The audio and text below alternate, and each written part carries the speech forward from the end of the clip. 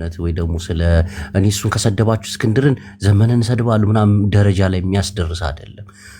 ኖ ጅቦ ግን እንሰድባለን እኮ አይደለም ያለው ነው አይደለም ማዛል ልካቸው እነግራለሁ ምናምን አይደለም ሀቅ ስለሆነ ነው አይደል አሁን ነማዛ የሚያደርጉትን የስም ማጥፋት ፕሮፓጋንዳ ስሜር ካምፔን ይባላል።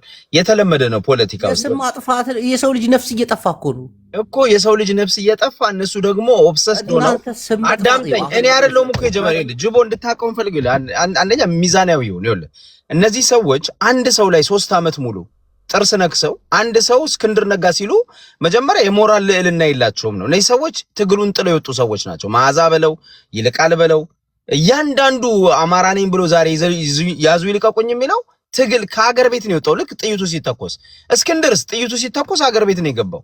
እነዚህ ሰዎች በምን ሞራል ነው እስክንድርን የሚናገሩት ነው? እነሱ ጽምዶ ናቸው። ሀብትሽ ያልገባህ እኮ እነሱ ጽምዶ ናቸው። ልጁ በጽምዶ ነው የሚደግፋቸው። አሁን የምን መሰለህ የአማራ ትግል ላይ እዚህ ቤት የሚታየኝ 3 አይነት ነው አልኩ። አንዱ ስሜታዊ ነው፣ አንዱ አማራ ያልሆነ በአማራ ስም ነው፣ አንዱ ደግሞ ተከፋይ ነው የምልህ ይሄ ነው።